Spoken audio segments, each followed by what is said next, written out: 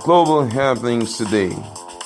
We communicate, we analyze global news. Stay tuned.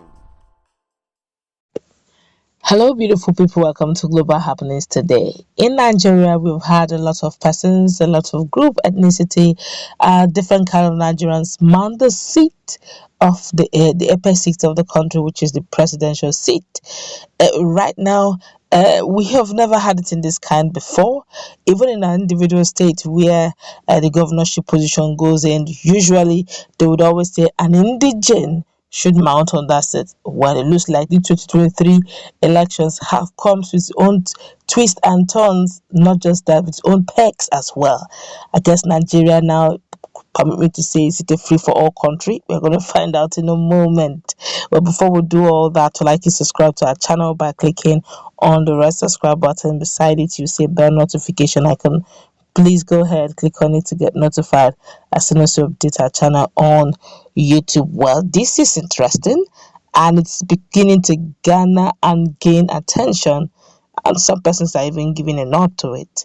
Well, posters of a Dutch Nigerian, Bemboa, also known as Johanna Morgana, announcing his intention to contest the governorship election of Plateau State have flooded the internet.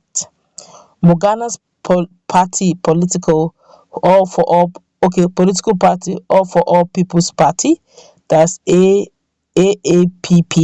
is however not registered with the Independent National Electoral Commission, INEC, Nigeria's electoral body, which means it's not ready yet. Okay. The poster reads People's Choice 2023, vote your Hona Morgana, aka Sakin Batua Plateau for Governor Plateau State, or for All People's Party. Morgana, who lives in Jos and has lived there all his life, speaks impeccable Hausa. And PM News reports he was said to have had secondary education in the city. Morgana is the CEO of All on Energy, which is into renewable energy, such as solar power and the likes. He also has an affiliation with Pan African Writers Association, that's Power, PAWA. And Power is spelled PAWA, that's Pan African Writers Association. On 12th May 2021, Morgana, also officially called Weibiboa, was the interviewer of Professor Wole Soyinka. That's May 2021, last year, almost 1 year now. It was the interview of the Professor Wole Soyinka, the first guest of Power's Conversation series. Now, a lot of people are giving a lot of reactions to this, where some persons say, welcome development. At least what the Nigerian can do, let the Dutchman, let him come with his a white brain and all that. Come on, guys. I think we need to start reviewing our constitution. I'm not against him contesting if he's half Dutch, half Nigerian by virtue of his blood. This is if you look at the skin, you cannot he can't deny the fact that he's got a Dutch blood in him, as in a white blood in him. Can't deny that fact, okay? But we're looking at a purebred. I'm not trying to take anything away from him. All right, I'm not trying to take away his parentage or his uniqueness. I'm only saying that going forward as a country, we need strictly indigenous people. You would understand. Look, when there are options to an equation, you don't push with all your life. You don't give it your all. Since there's always a plan B, right? So why make the way Nigeria is being run is as if there's some things freebies going on in the country, and the whole world international is watching in 3D how corruption is eating deep. So come on, if I have a bit of heritage in the country, why can't I contest? It's common knowledge. But it's amazing though, a lot of Nigerians are in full support of the fact that he's a white guy. Let him come in and rule. Maybe he's going to do something that other pure indigenous breed cannot do. Now, let me tell you something I feel, but it's a personal opinion. When you have dual citizenship, you have options.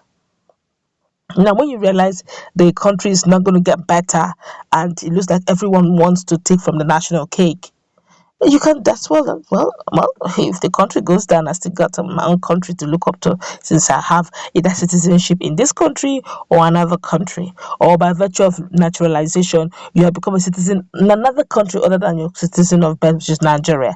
And you now find yourself in a position of power, and you try to make change happen, positive change happen, but the system itself is so wired for corruption that it's not allowing you to make positive change to happen. It's either you flow with the tide or you sink. All right. Now you wouldn't want to sing, because come on, when it comes to the issue of campaigning in Nigeria, it is some sort of investment. Some call it some sort of kalo kalo. You see that you win and wins, or you lose it all. So if you eventually won the election, that means you got this, you need to do what we call payback. Look at the election forms, forms of interest that APC for presidential aspirants is paying 100 million naira. Now, if you're paying 100 million naira for just interest form, for just interest, you have not done other things, seeing delegate and doing your campaign, the posters and all that, 100 million naira, and you think that when you enter that presidential seat, you will not it's an investment. You have to recoup your capital. I'm just being practical here. Now, if someone has won that seat and he tries to make good change, is not happening, he will just do what others are doing. After all, I've got another country. Those positions, every position in the country should be strictly indigenous. We've been seeing the repercussion of those who have come in by naturalization. Some of them have looted our country dry. I'm not against the policy of the country. I'm only saying, if we have integrity issues, I don't think anybody should find their way in. Now we have a Dutch person. If it works, but already he's, except something is done, except he goes about to pick a form from a well registered, a better registered party, it may be a case of dead on arrival. But it will shock you what Nigerians are saying. A whole lot of Nigerians are totally, absolutely in support of the Dutchman. Remember, he's Dutch Nigerian. He's not totally Dutch, but he's Dutch Nigerian. A whole lot of people feel that he will come in with a difference. If you look at what is happening in Netherlands, if you look at if you look at Poland, if you look at the European economy generally, you can never compare it with the African continent economy. You cannot even dream of comparing it with the Nigerian economy.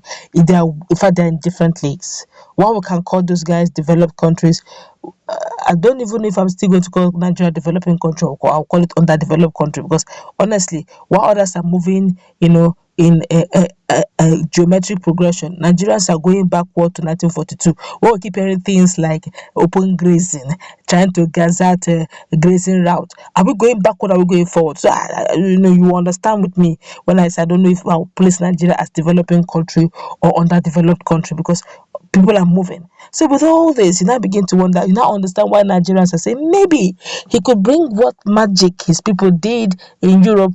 Maybe they should bring the same to put in Nigeria. Maybe there will be a better change. I don't think it's the country per se, it's the people. We are not bringing foreigners, are we? We are bringing people bred in the country to do it. So if the country, the system is corrupt, the people go in there and become corrupt, that means the system itself is corrupt, and the whole programming of Nigeria needs to be resetted and on factory reset. But let's put in our conversation. What's your take on a Dutch Nigerian contesting for governorship elections for